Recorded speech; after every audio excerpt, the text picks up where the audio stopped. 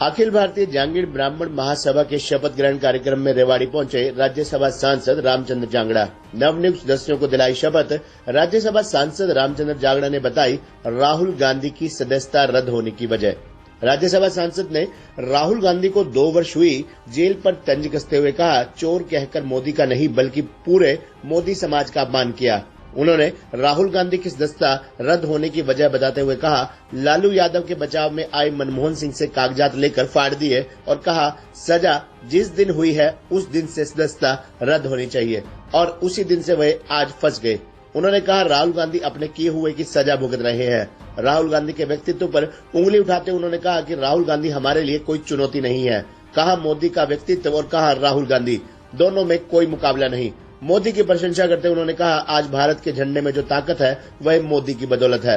प्रधानमंत्री नरेंद्र मोदी ने रूस यूक्रेन युद्ध को 9 घंटे बंद करने के लिए कहा, लेकिन 9 घंटे की बजाय उसे रूस द्वारा 19 घंटे बंद किया गया, जिसकी वजह से भारतीय छात्र अपने घरों को सुरक्षित लौटे थे और तिरंगे का सहारा लेकर पाकिस्तानी छात्र भी वतन सुरक्षित लौटे। ये तिरंगे की ताकत थी, जिसके हाथ तिरंगा उससे कोई नहीं लेगा पंगा। जो अमेरिका भारत के प्रधानमंत्री को वीजा तक नहीं देता था, आज वही मोदी का लाल कारपेट बिछाकर स्वागत करता है। उन्होंने कहा, देश की ब्रांडिंग कैसे की जाती है ये कोई मोदी से सीखे, क्योंकि जापान के प्रधानमंत्री को 10 रुपए के गोलगप्पे खिलाकर 10,000 करोड़ की योजनाएं मंजूर करवा ली गई। उन्होंने कहा कि मोदी जी भी ये मानते हैं कि शिल्पकारों की वजह से देश प्रतिभाशाली और गुणवान रहा है। उन्होंने कहा कि देश शिल्पकारों की बदौलत दुनिया में सोने की चिड़िया कहलाता था। उन्होंने कहा कि कारीगर ही देश की अर्थव्यवस्था का आधार है। उन्होंने लोकतंत्र की परिभाषा समझाते हुए कहा कि बाबा साहब भीमराव अंबेडकर द्वारा जनता को मतदान करने का अधिकार दिया गया।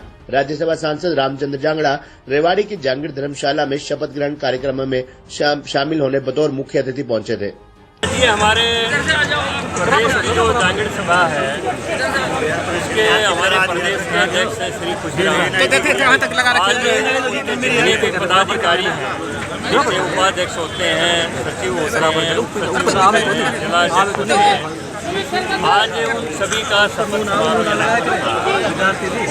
संदर्भ में पूरे हरियाणा प्रदेश से, दिल्ली से, राजस्थान से और हमारे राष्ट्रीय प्रधान हैं जो बेंगलोर में रहते हैं, वो भी सब यहाँ पर उपस्थित थे। कुछ गए चले गए हैं, कुछ यहाँ पर उपस्थित हैं। पूरे समाज का एक ये सामाजिक कार्यक्रम था और इसमें सत्पाल आर्य जी बंद कर दियो। ये शपथ समारोह हुआ है और इसमें श्री शंभू दयाल जी और उनके साथी श्री खुशीराम जी को सम्मानित करेंगे।